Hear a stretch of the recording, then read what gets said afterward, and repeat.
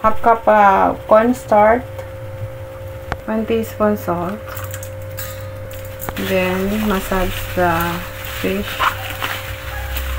Then ipatong natin dito sa cornstarch yung ating fish para maging dry siya. Ulitin lang natin lahat ng fish. And then fry lang natin to. Kailangan mainit yung ating cooking oil. Yung balik ka rin lang natin. Fry muna natin to. Patatas or potato.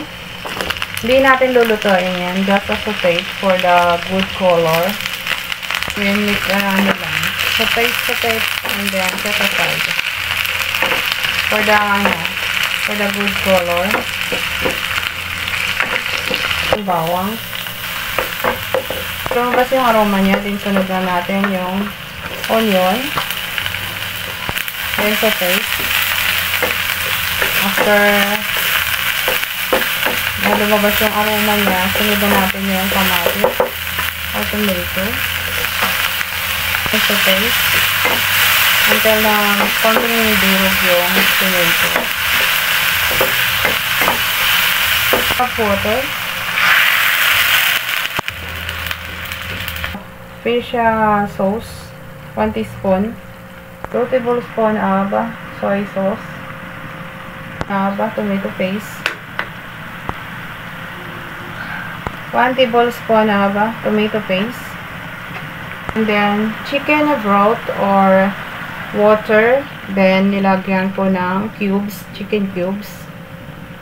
And, pakukulan na muna natin ng after 5 minutes. Then, kailangan lang natin ito haluin.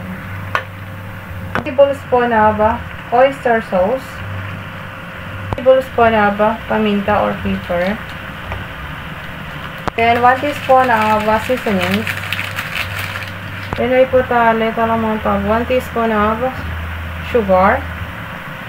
So, guys, kailangan lang natin ihalo yung sugar, yung ingredients. Kaya naglagay tayo ng sugar para magbalanse yung kanyang lasa. At maging balance ang lahat-lahat. At putin natin yung potato. Tinagnan natin yung carrots. Natin yung green peas. Halo-haloin lang natin to. Simmer lang natin ng mga 2 minutes para maluto yung potato. Lagyan na natin yung fish. Kaya lang natin to dito.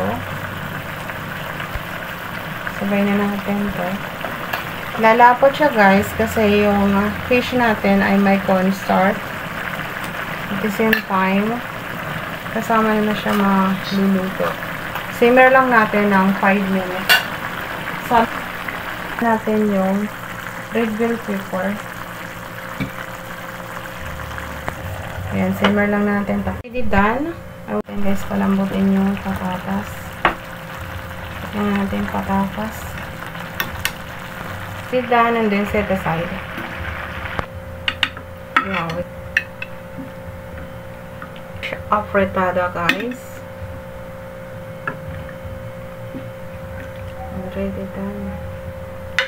Fish afritada. You can use fish for healthy.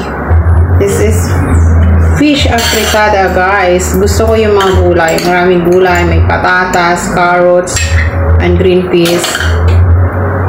And red bell pepper. I like for the people, you know, not use meat. It's vegetarian like that. Wow, delicious. Yummy.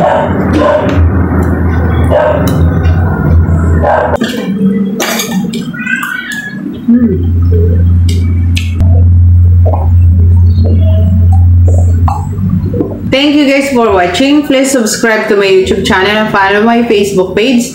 If you buy something, please click the yellow basket in my TikTok shop. Thank you guys. Bye.